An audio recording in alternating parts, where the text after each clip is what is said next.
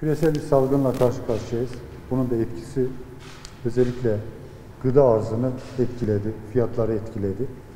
Bu dönemde 1 metrekare tarlanın, bahçenin bile boş kalmaması gerekiyor. Bunun da ekilebilmesi için çiftçinin desteklenmesi gerekiyor. Biz aynı zamanda gastronomi kentiyiz. Bu sayılan sebzelerin hepsi gelen ziyaretçilerimiz başta olmak üzere ticari anlamda da kullanılıyor. İnanıyorum ki bununla çiftçilerimiz hem kendi ihtiyaçlarını karşılayacaklardır, hem de bunu satmak istediklerinde Gaziantep genelinde zaten piyasası çok fazlasıyla var. Şahinbey Belediye Başkanımıza, ekibine, Tarım İl Müdürümüze, Kaymakamımıza ve destek olan herkese teşekkür ediyoruz. Efendim FİDE desteği Şahinbey Belediye'mizin 5 yıldır tarıma vermiş olduğu desteklerin geçen sene dahil olan bir sektör. Geçen sene dahil eden bu sektörde hem İl Müdürlüğümüz, Tarım İl Müdürlüğümüz hem Tarım İlçe Müdürlüğümüz Antalya'da ilgili arkadaşlarımız daha öncesinde fizibilite çalışmasını yaptılar.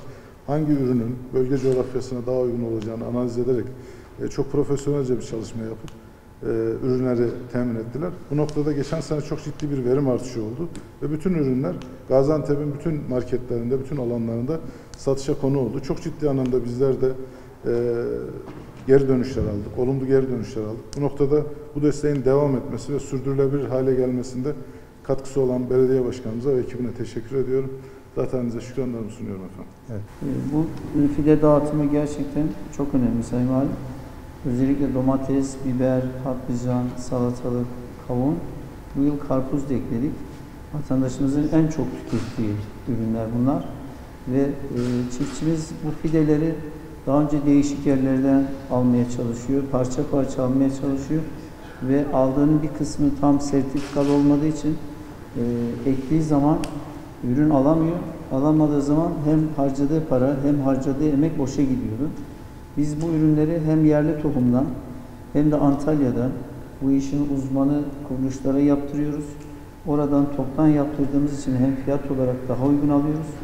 Aldığımız fiyatın da %50'sini yine çiftçimize destek olarak verince piyasa fiyatının 3-4 yani %20-30 oranında bir ödemeyle ürünü almış oluyor.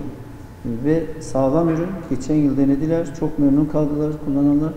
Bu yılda şimdiden peşin olarak talepte bulunmaya hazırlanıyorlar. Biz de bunun hazırlığını yapıyoruz. İnşallah bu protokolden sonra talepleri toplamaya başlayacağız. 10 milyon liralık yaklaşık bir destek vermiş olacağız. Hayırlı uğurlu olsun. Üretim adına, şehrimiz adına güzel bir çalışma olacak. Şimdiden hayırlı olsun diyor. Destekleriniz için zat halinize, Sayın Kaymakamıma, Tarım İl Müdürümüze, Tarım İlçe Müdürümüze ve emeğe geçen tüm arkadaşlara teşekkür ediyorum. Efendim bu dönemde çiftçi desteği çok önemli. Bu doğrultuda gerçekten sizin liderliğinizle, Sayın Kaymakamımızın desteğiyle, özellikle Şahinbey Belediye Başkanımızın bu yaptığı çiftçi için çok ciddi bir destek ve çok ciddi bir karşılığı var efendim. Ve burada verilen fidelerin aslında %50'si çiftçi tarafından ödeniyor ama az önce başkanım aslında onu belirttiler efendim. Toplu alım yapıldığı için çiftçinin ödediği para belki de %25'e denk geliyor. Çok ciddi manada katkısı var. Efendim Şahinbey çiftçilerinin tamamına hiçbirini birbirinden ayırt etmeksizin başvuran herkese bu fide desteği veriliyor. Domatesi, biberi, patlıcanı, kavunu, karpuzu. Ben sizin huzurunuzda efendim özellikle belediye başkanımıza şükranlarımı arz ediyorum. Emirlerinizi bekliyorum efendim. Hayırlı uğurlu olsun.